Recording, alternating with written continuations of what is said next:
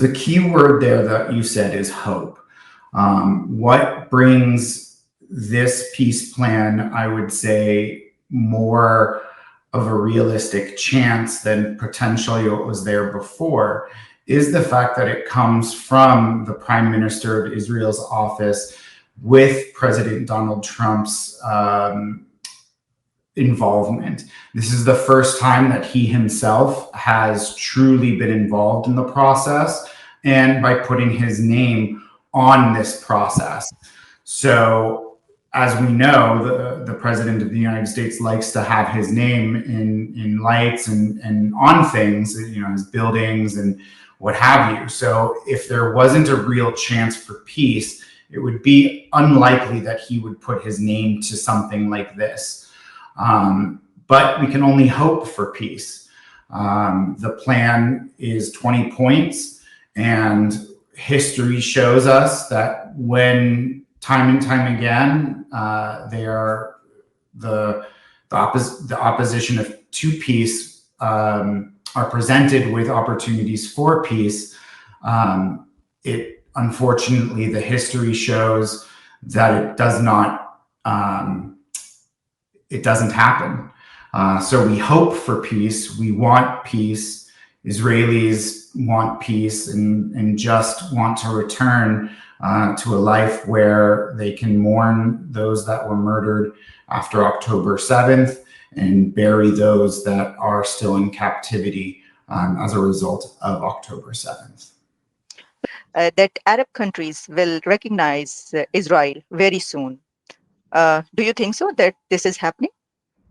So, yes, we know that Arab countries want to do business with Israel. For some time now, we've known that there are under the table politics, there's agreements, and that their governments do work together on certain projects and opportunities that go to help the Middle East to become a much more peaceful place.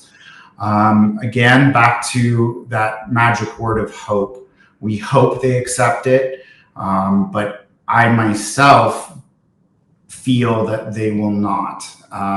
They are not in the business of peace. If they were in the business of peace, Hamas would not have put all of Gaza and all the innocent people's lives at stake when they declared war on the state of Israel on October 7th.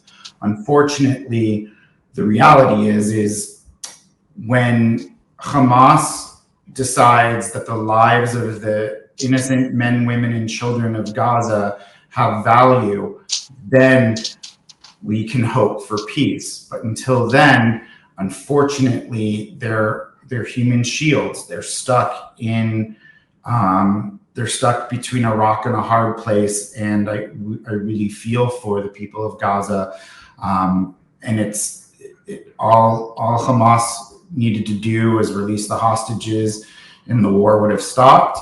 Time and time again, they were offered this opportunity. I don't know why this opportunity would be any different, but we hope that it will be. Okay. So, Adam, your visit regarding Pakistan, and there are few countries, the first one countries, Pakistan, and also I was watching that India, Prime Minister Narendra Modi also supported this plan, and they said we are with Israel. Obviously, India and Israel are great friends and from decades. And Pakistan passport does not allow people to travel to Israel. You visited Pakistan. How did you find Pakistan? Is there, you see any anti-Semitism emotions? And please tell us interesting things about your visit. The whole experience was truly interesting, as you say. But truth be told, there's not any direct anti-Semitism that I faced. There was no anti-Israel sentiment that I faced. Keep in mind, this is the most time that I spent in Pakistan was in Karachi. And in Karachi, I saw dynamic art and such things that I would not have expected to see in a Islamic Republic country. And so that is, of course, Karachi. In other parts of Pakistan, there are different areas and might be more conservative. But all in all, anyone that I met, I was not hiding the fact that I was Jewish. I did not make it a point to do so at all.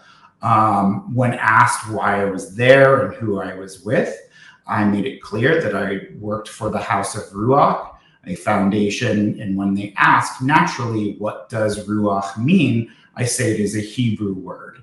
And so through that, we would have discussions and just open and honest discussions. And people were more curious out of anything of just what my thoughts about Pakistan were, because they really didn't have any feeling one way or another about Israel or about Jews, because in particular, where we are funding schools in Thar Parker and remote places in Pakistan, these students and families and don't really know where Israel is. They don't know what Jewish people are. It's not on their first list of priorities of survival, right? Food, water, shelter. We're providing education. We're providing water. We're providing shelter in a lot of ways.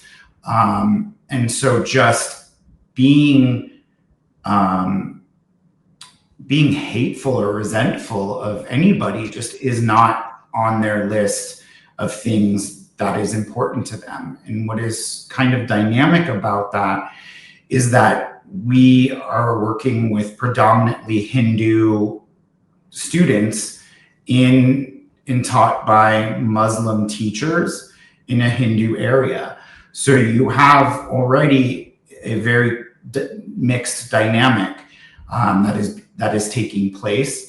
And so I think more than anything, it's curiosity. And when I spoke at the Earth Summit program, I spoke with such pride that I could be, the first Jewish person to speak at a forum like that, and just to have conversations with people in the halls. But all in all, it was really, people want to be part of an open world.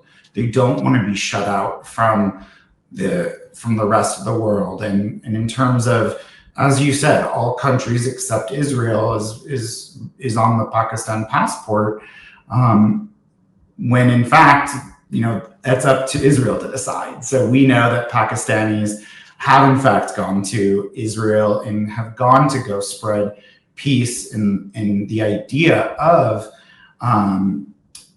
being together and working together for a better tomorrow. So I know and can speak to Pakistan signing on because they really, I think, especially with the military and how they play such a significant role in Pakistan's politics, I think they absolutely want to have relationships with Israel and the IDF and build on defense. And there's so much there that I saw in Pakistan that if Israelis could come to Pakistan and Pakistanis could go to Israel, the sharing of knowledge would be so special for both countries, because both countries value education so much. And really, Israel wants to help the world. Israel wants to help Pakistan to fertilize their desert, to help provide unlimited water. These are all challenges that are at the forefront of Pakistan's future. And these are all areas that, in recognizing Israel's right to exist through this plan, they can gain access to that technology, to the military strength, to the water and the ability to have water. Adam, this is interesting phenomena that India and Pakistan are great rivals, enemies of each other. But whenever any Indian go to Pakistan, they welcome Indians. Israel is an enemy, and they does not allow people to go there. And you discovered a star, Jew star, on one of architecture of Karachi on building. Can you tell us? just in one of those fun moments as I'm going through Karachi and wondering about Jewish life in Karachi, because there are Jews indigenous to that area throughout all of history. And as people would say, oh, they don't think that there was a Jewish community or that there were Jews in Pakistan. And as I'm hearing this, I look up and I say, wait, there's a giant Star of David on that clock tower. And you're telling me there's no prominent Jewish life that ever existed in this country. I find that kind of hard to believe. And so from there, we really were able to kind of start to talk about the history of Jews in Pakistan and their involvement in the architecture. And when in fact there was a very prolific involvement of Jewish people in the start of Pakistan, and building their great buildings in many of the buildings in Karachi that the government is so proud of. They were built by architects that were Jewish.